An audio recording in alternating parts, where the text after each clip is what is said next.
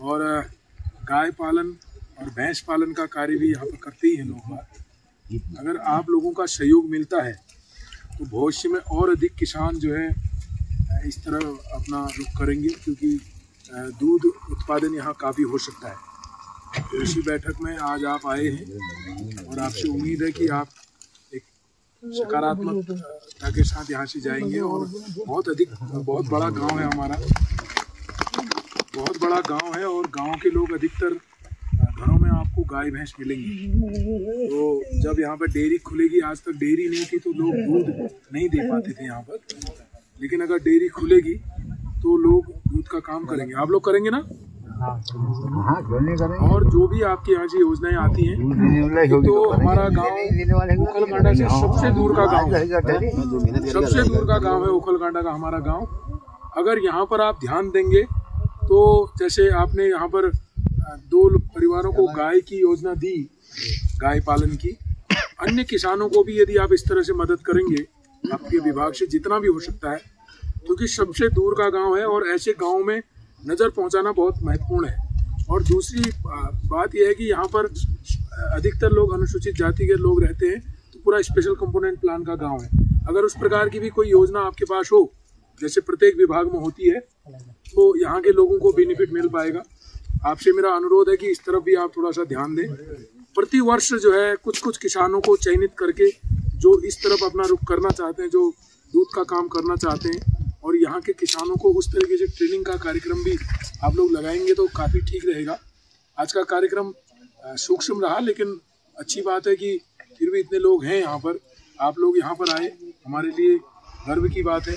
और मैं आपसे अनुरोध करता हूँ कि शीघ्र अतिशीघ्र आप यहाँ पर डेयरी खोलें, लोगों को प्रोत्साहित करें और जो भी आपके यहाँ से योजनाएं चलती हैं उसकी जानकारी इन लोगों को दें, ताकि ये लोग जो है इस तरफ अपना काम कर सकें।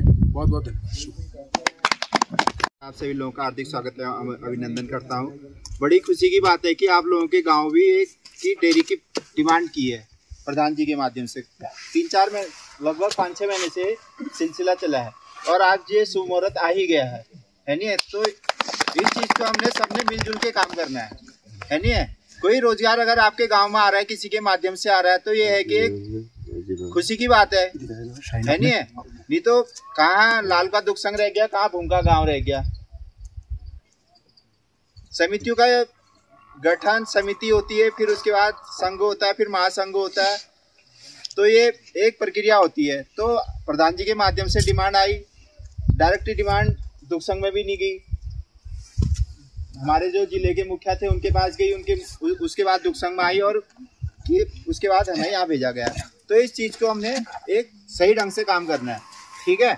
तो सबसे पहले हमें इस चीज़ की जानकारी होनी चाहिए कि समिति होती क्या है नहीं? जो दूध डेयरी है ये होती क्या है? जैसे मान लो कोटली में समिति है और ये अन्य ये समितियाँ, तो ये समितियाँ हैं किसकी? ये जो दुग्ध समिति है तो है किसकी है? इस चीज़ की जानकारी का होना बहुत जरूरी है ना। जैसे मान लो कोटली में सचिव साहब कौन है? अभी लाल सिंह जी हैं। और खुजेटी में कौन है? विजय जी लाल जी हो गए, या जो भी है मतलब।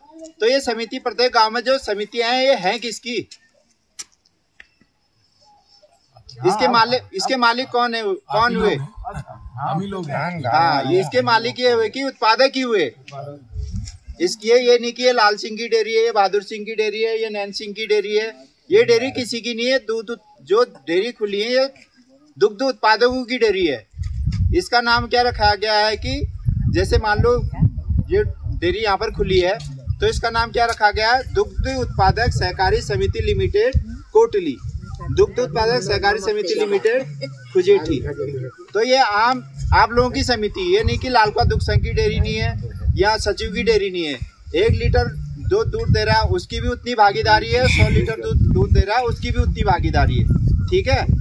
सबसे पहले तो ये क्लियर होना चाहिए कि ये समिति आप लोगों की है।